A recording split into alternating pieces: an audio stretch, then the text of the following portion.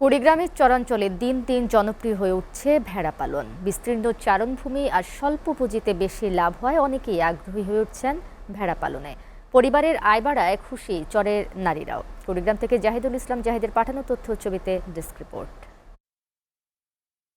কুড়িগ্রামে ব্রহ্মপুত্র, তিস্তা ও ধরলা সহ ১৬টি নদ নদীর তীরবর্তী বিস্তীর্ণ চরাঞ্চলে ভেড়া পালন জনপ্রিয় হয়ে উঠেছে। বিশেষ করে চরের নারীরা এক্ষেত্রে সম্পৃক্ত হচ্ছেন বেশি। একটি ভেড়ার দাম ৩ থেকে ৪ হাজার টাকা। ৬ মাস পর পর প্রতিটি ভেড়া ২ থেকে ৪টি করে বাচ্চা দেয়। ভেড়ার রোগ ব্যাধিও কম হয়।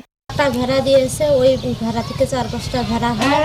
ওই ভেড়া দিয়ে আমরা অনেক লাভবান হয়েছি। ফ্রেন্ডশিপ থেকে একটা ভেড়া দিয়েছি, সেটা ৬ মাস পর পর বাচ্চা দেয়। ভেড়া পালনকে আরও উৎসাহী করতে সরকারের পাশাপাশি বিভিন্ন বেসরকারি সংস্থাও এগিয়ে এসেছে। জেলার চিরমারি, রোমারি ও সদর উপজেলায় ২৮টি চরে ৮৪০টি দরিদ্র পরিবারকে একটি করে ভেড়া উপহার দিয়েছে। এসব ভেড়া থেকে এখন প্রতিটি পরিবারে ৫ থেকে ৮টি করে ভেড়া হয়েছে। খুব উন্নতি হয়েছে, ঘাস পাতা বেশি পাওয়া যায়, সেজন্য আমরা ভেড়া বেশি করে দিচ্ছি।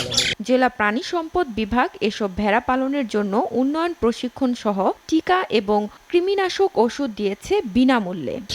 যেহেতু চর এলাকা ভেড়া পালনের জন্য উপযুক্ত, তুলনামূলকভাবে ভেড়ার রোগ বালাই কম হয় এবং ভেড়া বছরে ২বার বাচ্চা দেয়, সেহেতু এবং আমরা প্রাণী সম্পদ অধিদপ্তরের সাথে যোগাযোগ করে তাদের প্রত্যেক সদস্যকে ভেড়া পালনের উপর প্রশিক্ষণ প্রদান করি এবং ভেড়াগুলোকে 100% আমরা ভ্যাকসিনেশনের আওতায় নিয়ে আসি। সংশ্লিষ্টরা বলছেন, কুড়িগ্রামে ৪ শতাধিক চরে ভেড়া পালন অত্যন্ত সম্ভাবনাময়।